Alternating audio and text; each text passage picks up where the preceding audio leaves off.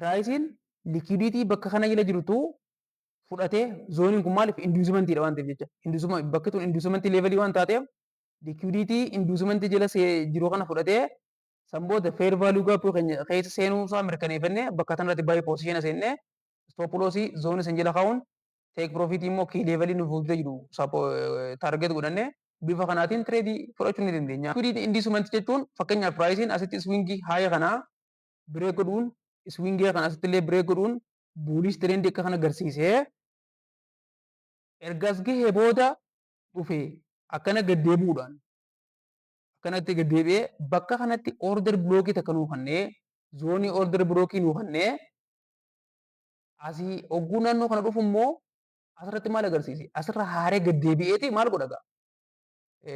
Riitel tireediroonni bakki tun rezistaansi zooniidha. Piraayisiin bakka kana bira ol hin dabruu jedhanii isaan akka asirratti seel poozishina seenan akka isaan seenan taasiseeti sanboota ol utaalee stoopuloosii isaanii kana tuqee haaretti zoonii kanarraati piraayisiin gaddeebi'a jechuudha. Irraan isinii deebi'e fakkeenyaaf piraayisiin asitti bireek oof istiraakchar agarsiisee bireek oof istiraakchar agarsiisuun tireendii baay'ee ture. As booda dhufee gaddeebi'eeti bakka kanatti zoonii ol dirbirookii nu kennee as dhufeeti shawwaduuf jecha riitel tireediroota shawwaduuf jecha bakka kanatti gaddeebi'ee dhufeeti haaretti yeroo lammataatiif dhufee as gaafa inni gaddeebi'u bakki kun rezistaanti zooniidha.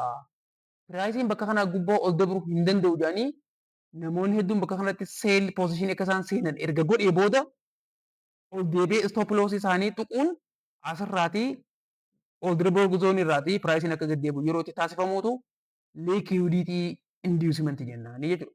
Fakkeenyaaf bakka kanatti immoo maaltu ta'ee piraayisiin as dhufeetii ol deebi'ee gaafa ol deebi'u maal jedhu riitel tireediroonni bakka kanarratti maal godhuu?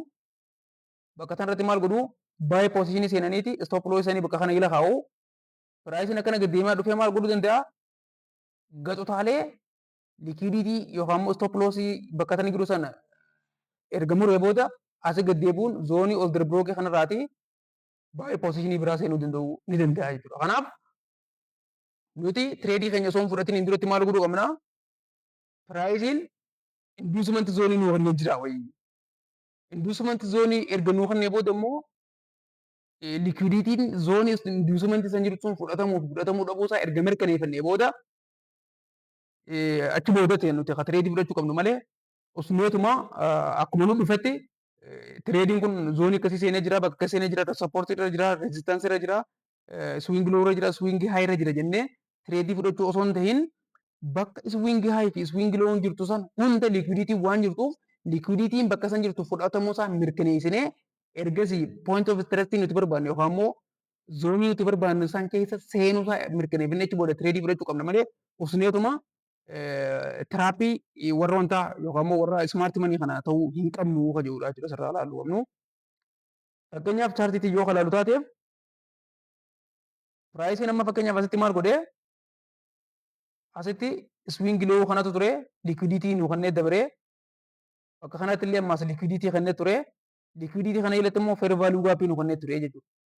Kanaaf piraayisiin likiiditii bakka kana jala jirutu fudhatee zooniin kun maaliif induusimentiidha waan ta'eef jecha. Bakki tun induusimentii leevalii waan taateef likiiditii induusimentii jala jiru kana fudhatee sanboota feer vaaluu gaappii keessa seenuu isaa mirkaneeffannee bakka kanarratti baay'ee poozishina seennee stoopuloosii zoonii san jala kaa'uun teek piroofitii immoo kii leevalii nu fuuldura jiru taarget godhannee bifa kanaatiin tireedii fudhachuu ni dandeenya.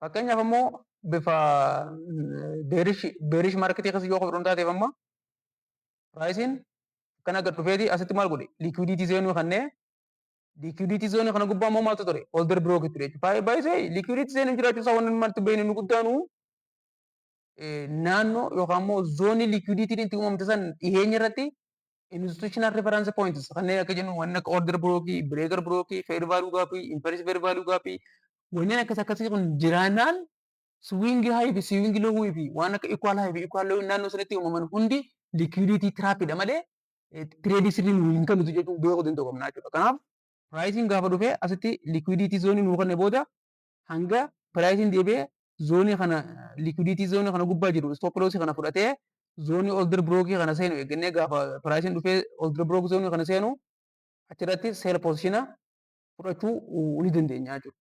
Kanaatiif piraayisiin liquiditii zoonii nuuf agarsiisuudhaa fi naannoo induusimentii san irratti immoo order brookiin jiraachuu isaa mirkaneeffannee bifa saniitiin tireedii fudhachuu akka qabnudha jechuudha.